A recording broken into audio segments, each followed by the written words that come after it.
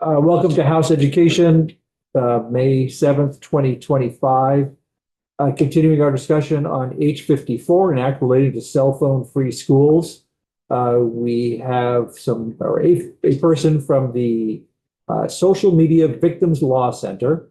I might look to Representative Dobrovich to sort of provide a little bit of an intro here, and then we'll turn it over to our witness.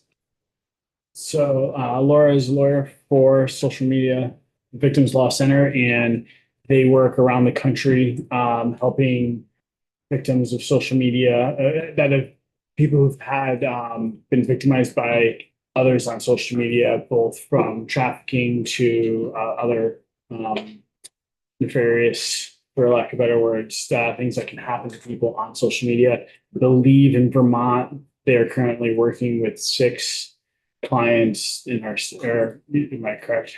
7 clients in our state, 8. Can't see the other finger. So she is here to provide some testimony on the definition of social media, how we might want to look at that definition in our H54. And also gives kind of an overview of how social media has impacted the youth in our country. Great. Laura Marquez Garrett, the floor is yours. Great, thank you. I have to warn you, I have a 4-year-old getting out the door for school and I can hear him screaming occasionally. So if you hear that, I apologize. It's part of the ambiance here. But so I'm here to talk about H54, the phone and school social media free school legislation. A little bit about me and where I'm coming from here. In January 2022, I was a partner at a large law firm with a successful commercial litigation practice.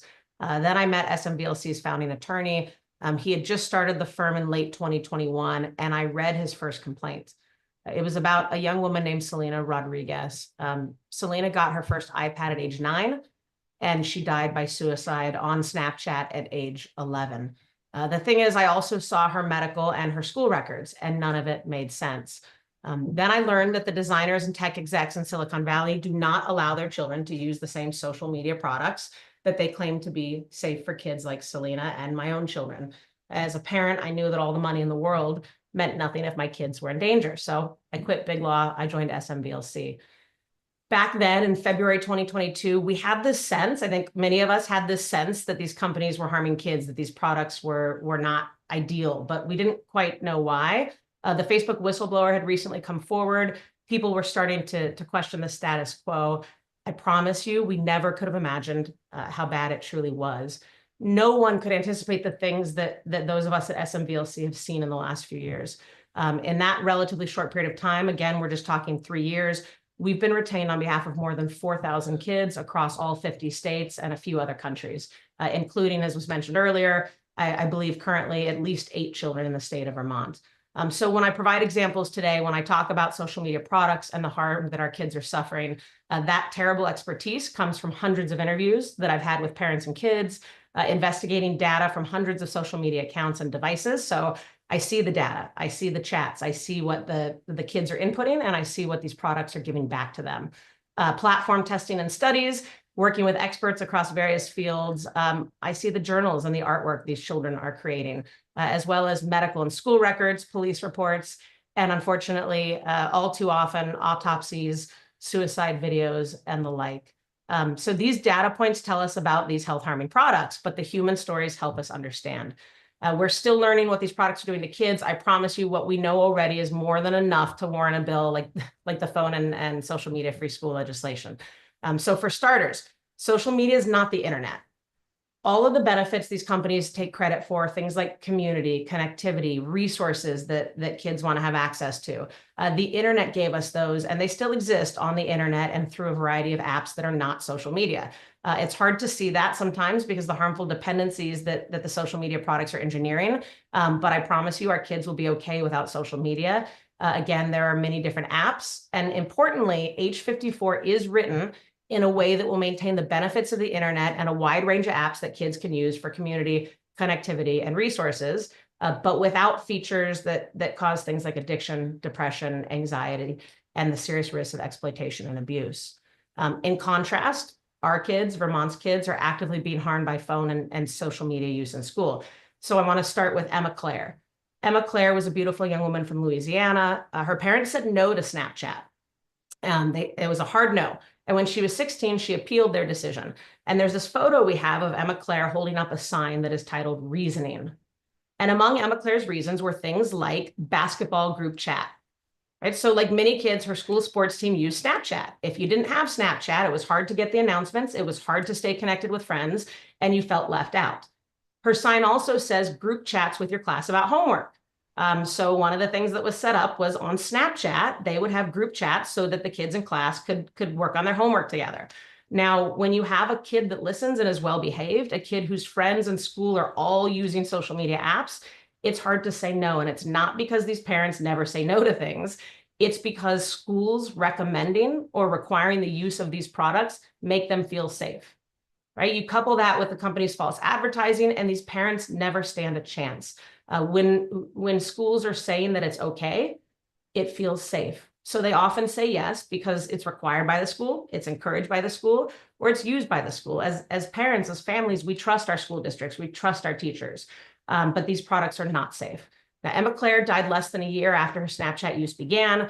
I've seen her data, I've seen her suicide note, I've also seen her medical and school records.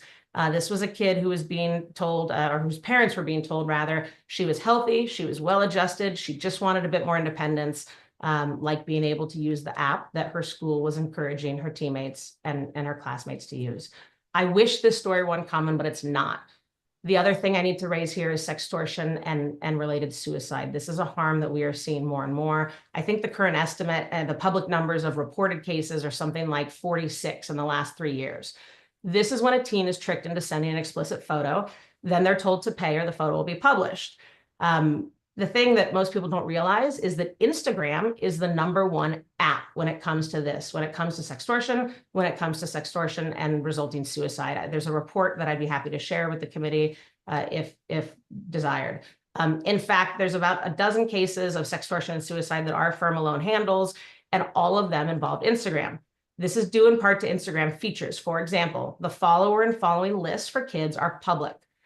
This helps with platform engagement. It also makes kids incredibly vulnerable to predation, right? So the difference between an app where a predator can get a kid's explicit photo and one where they can get the photo and say, look, I screenshot all your followers. I'm about to send this photo to your friends, your family, your classmates. The difference between those two apps often is one of life and death. The other data point I want to share when it comes to schools, though, that very few people realize, most of these kids, the ones that are dying after being sextorted, these are high school athletes. If you look at the numbers, the number of high school athletes among these 46 kids, it is an unusually high number. And that is due in part because an easy way to find these kids is through high school sports pages.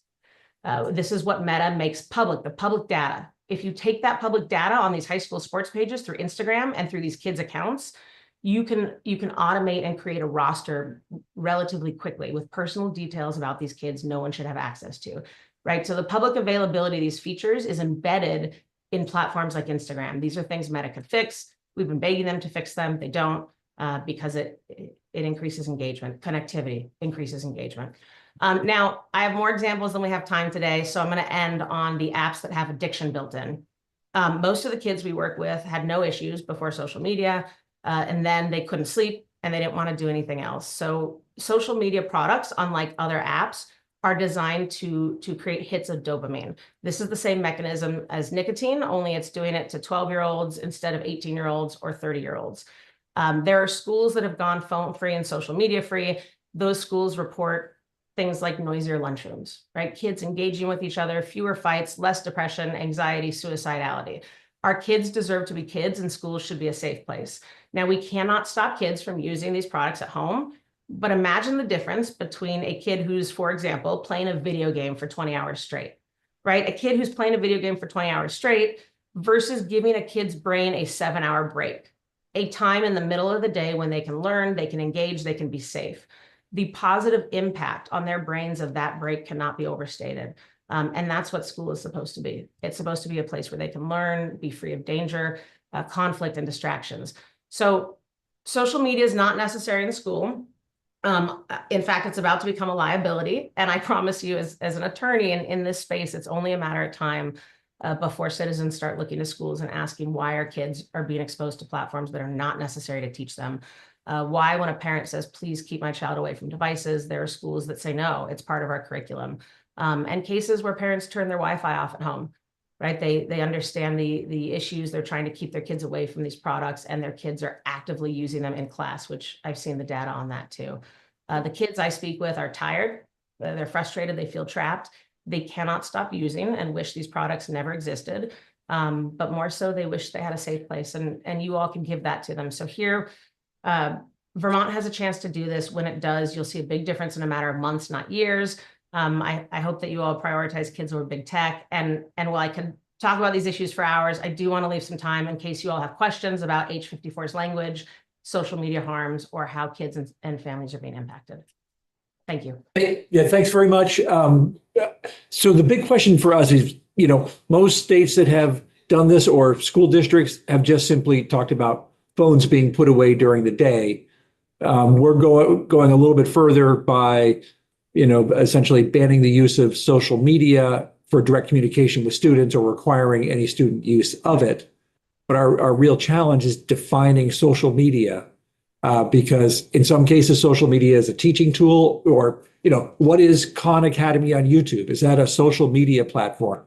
What is a blog of student poetry? Is that social media?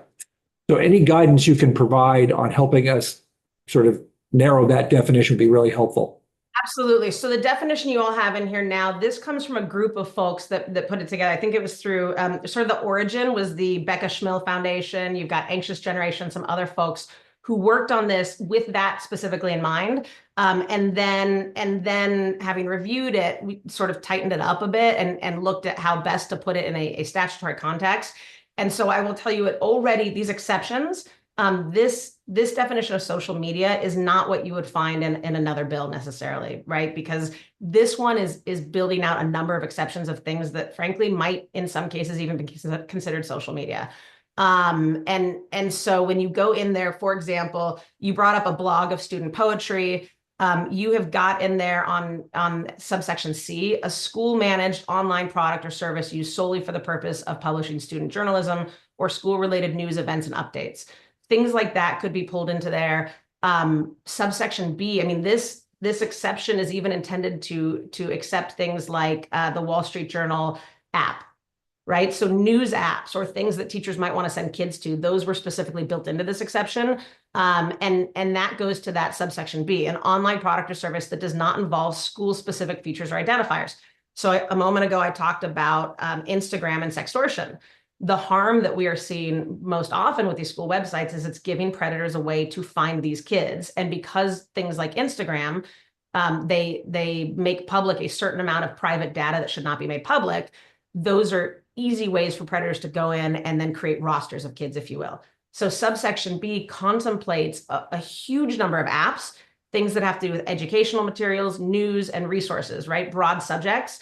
But it simply qualifies it by saying it's not going to involve school-specific features or identifiers. So that's another category. Could you stop right there? We're a little unclear as to what is meant by school-specific features or identifiers. Yeah, so an Instagram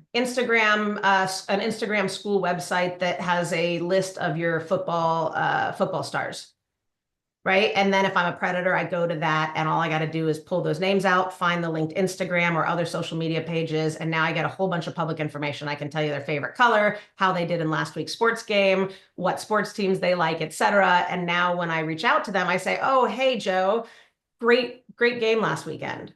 I pretend to be someone I'm not. That's just one example. That's the sextortion related harm, right? So it's the stuff that is hurting kids, or one of the categories of stuff. It's when schools are putting up a big bright sign and saying, hey, here's our sports team. Here's their names. Here's their photos. Here's where to find them. They go to our school. Yeah, schools use Instagram a lot, just sort of in like, hey, we're celebrating, whatever. Go ahead. Sorry, they use it a lot. And again, I mentioned earlier, we got 46 kids just reported. I can tell you there's more that I haven't even been able to report yet because the families aren't ready to come forward. These are 46 kids just in, I believe, the last 3 years who died after being sextorted through platforms like Instagram, at least in our case, it's always involved, right? And again, these are predominantly high school athletes, folks. These are the quarterbacks, these are the prom kings, and we believe, at least in part, it's because of these school websites. So that is yes, that's a big problem. And I'm sorry, but 46 kids is a lot. One kid is a lot. 46 is a lot. And I want to also flag folks that Instagram could fix this if they wanted, right? So for years we've said, hey, just hide the follower and following lists. Hide the public data. You don't need that. Those are for engagement. They're not for the user experience. So ultimately, if you have these companies that are harming children and we're bringing their products into school, if we don't stop bringing them to school, they're never going to fix them. Why fix them? If schools are bringing them in, they're telling parents, oh, this is safe, right? In fact, you all are one of the few states that started addressing this issue, I believe maybe in January of this year. I don't know, but I don't think it's a coincidence that about a month ago, Instagram announced a new Instagram school program. And part of that program is to sign up to get a special reporter for bullying and things. So you'll get escalated. The school has to actually open the Instagram page and they get a little banner, right, that shows that they're like a safe school. That is going to get more kids and more parents onto Instagram. I don't think it's a coincidence that Instagram came out with this program a couple months after you all said, hey, maybe we should be banning Instagram in schools to protect kids. Fascinating. Representative McCann. You might not know the answer. Does the technology exist that could block social media when kids are in school buildings? So it's a great question, and it's a little complicated. So one, I will say these are the most sophisticated tech companies in the world. If Google and Apple wanted to sell you all devices that block social media, they could do it. They don't want to, right? Google owns YouTube. The reason we have Chromebooks in schools is because Google owns YouTube. And it's been great for their engagement. It's been wildly profitable for them. So part of the answer is they could create that technology in a matter of days, folks, but they're not going to, because that would hurt their engagement. So with that said, the answer then is sort of a no. And I'll raise one more thing that's a little bit on the outskirts, but the sort of a no is no matter what software you all get, any software that's created to protect kids, another software could be created to bypass it. I have had 12-year-old children tell me on Zooms how they bypass school administrator in a manner that our tech guy said, could I get a video of that? Because that went over my head. And this is a guy that was Secret Service and Marines and tech industry for decades. These companies are making it wildly easy for these kids to get around every software that we can put on there. I'm also going to say if you are in a low-income school, when it comes to things like software, those schools are at a distinct disadvantage. We are, in essence, having a disparate impact on low-income students because those schools have even less ability to protect their kids. So the answer is they could do it if they wanted, but they won't. The stuff that exists now is wildly ineffective, and we see the fallout of that. And the last point I will make, and I probably shouldn't say it out loud, but I will. I did hear of somebody who was like, hey, you could get a lead paint and you could, or not lead, there's some chemical you could technically paint the inside of the school with, but you can't do it, right? It's a desperate measure. I do think that there are things you can use to block cell signals, but the reality is, as a society, we can't do that. And frankly, we shouldn't have to do that to keep kids safe. I just want to add, this is a big deal, guys. Like what Vermont is considering doing, you will see a difference in mental health quickly. That difference, these companies like to say, oh, there's no quantitative evidence. Well, there's no quantitative evidence because they send cease and desist letters to every researcher who tries to pull the data, right? This is a big tobacco move, but to put child safety first is a big deal, and your constituents will thank you, and kids will thank you. And I want to go back to one of the first questions. Someone had mentioned Khan Academy. I'm actually not familiar with Khan Academy. What I will say is that the folks who originally put this definition together were trying to bring in all of these apps that have a legitimate use and that are not actively harming kids. What I would say to the tech industry or to any companies that make these products is, I would say, give you all a list of those, right? And we can go in and we can reverse engineer and figure out if they are accepted. This current definition is meant to accept as many of those apps as possible. In fact, I personally think the definition could be narrowed a bit. I think on I think that you could even make it so that it has to be a school licensed product, so you don't create a loophole for some of these platforms to get in. But that said, this is a moving thing, right? If some of these products a year or two in response to this fix themselves, make themselves safer, you can always go back and you can make exceptions for companies that make their products safer after being faced with something like this on a statewide basis. Right now, what I know is that kids are dying, and that is not okay. It's not necessary. It has no educational benefit, the things that are hurting them. It is something that we were sort of Trojan horsed. It was put into our schools, and we need to go in and try and fix it if we can for these kids. Is YouTube social media? I believe it. YouTube's so bad. I believe it is. Now let me go back and think on that and see, because here we're talking about posting and viewing user-generated content. I believe YouTube. That's a good question. Actually,